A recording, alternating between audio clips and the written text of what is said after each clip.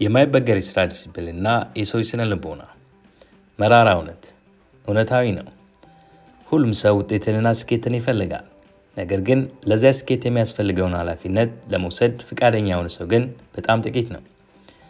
ብዙ ሰዎች የሚፈልጉት ጫና ያለበት ስኬት፣ ምቾት የማይነሳው መተማመን እና ምንም መስዋዕትነት የሌለበት ነፃነትን ነው። ለዚህም ነው የአብዛኛው ሰው ህይወት ዓመት በወጣ ዓመት በተካ ቁጥር ለውጥ የማይታይበት።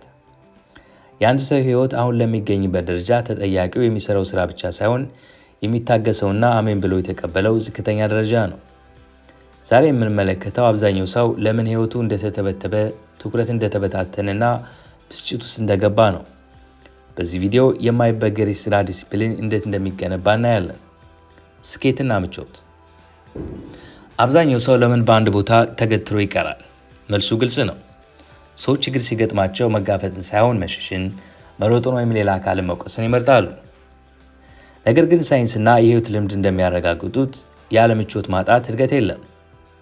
ጡንቻ ለማውጣት እንኳን ብረት ማንሳት፣ መግፋትና መታመም ያስፈልጋል። ህይወትም እንደዛው ነው። አንድ ሰው የሚፈልገውን ውጤት ለማግኘት አሁን ያለውን ምቾት ማጣት ይኖርበታል።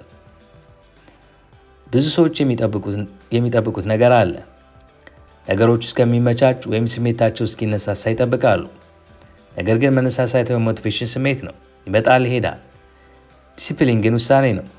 ጠንካራ ሰዎች ስሜታቸው ምን የሚበል ምን ማድረግ ያለባቸውን ነገር ያደርጋሉ። ለውጥ ያለው የምንፈራውን ነገር በማድረግ ውስጥ ነው። የህልውና ጉዳይ። አስተውላችሁ ከሆነ ወደ ውጭ ሀገር የሚሄዱ ሰዎች ወይም ስደተኞች በአጭር ጊዜ ውስጥ ትልቅ ለውጥ ያመጣሉ።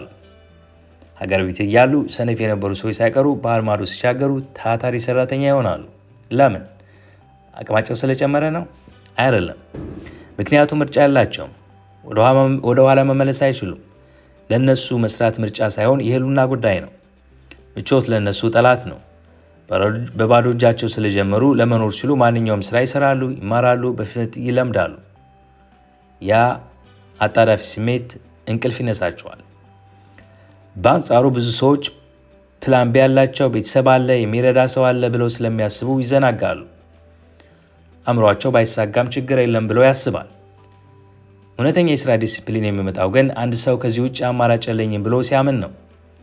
ያን ጊዜ አእምሮ የመፍትሄ ሀሳብ ማፍለቅ ይጀምራል። ለውጥ ፈላጊ ሰዎች ሁኔታቸውን እንደ ሞት ወይም ሽረት ጉዳይ ይመለከታቸዋል። የግል መለኪያና ደረጃ። አንድ ሰው ያለበት የገንዘብ፣ የእውቀት ወይም የጤና ደረጃ ራሱ የፈቀደው ደረጃ ነው። አንድ ሰው ድህነትን ከተለማመደው ድህነት አብሮት ይኖራል። መካከለኛ መሆንን ከተቀበለው መካከለኛ ሆኖ ይቀራል።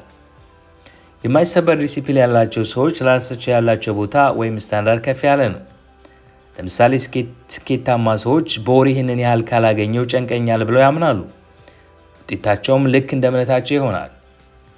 ለውጥ የሚመጣው አንድ ሰው ለራሱ የሚሰጠውን ዝቅተኛ ቦታ አልቀበልም ብሎ ሲወስን ነው። ጓደኞቹን ሲገመግም፣ የሚውልበትን ቦታ ሲለይ ነው። ሰውን ወደ ኋላ የሚጎትተው ጊዜ የሚበላውንና አቅም የሚጎድለውን ነገር በዝምታ ማለፍ የለበትም። አንድ ሰው የሚያገኘው ውጤት ራሱን ባስቀመጠው መስፈርት ልክ ነው። በመጨረሻም አንድ መራራ እውነት አለ። ታሪክ እንደሚያሳየው የሚወድቁና የሚነሱ ሰዎች ልዩነት ኃላፊነት መውሰድ ላይ ነው ይባላል። ማንም መጥቶ ማንንም አያድንም። መንግስት፣ ቤተሰብ ወይም ጓደኛ መጥቶ የአንድን ሰው ህይወት አይቀይርም። የእያንዳንዱ ሰው ህይወት በራሱ እጅ ላይ ነው። ስለዚህ መፍትሄው መንቃት ነው። ስመብ መደርደር፣ ሌሎችን መውቀስና ጊዜ ማባከን ውጤት አያመጣም። አንድ ሰው ስኬትን ከፈለገ ወደ ኋላ እየጎተተው ያለውን ምቾት ለይቶ ማወቅና እርምጃ መውሰድ አለበት። ስኬት የሰዎችን ፍቃድ አይጠይቅም፣ መስዋዕትነትን እንጂ። ምርጫው የግለሰብ ነው። ይህ ቪዲዮ ከተመቻችሁ ለሌሎችም እንዲደርስ ላይክና ሼር ማድረግን አትርሱ። በሚቀጥለው ቪዲዮ በሌላ ጠቃሚ ሀሳብ እስከምንገናኝ ድረስ ሰላም ለእናንተ ይሁን።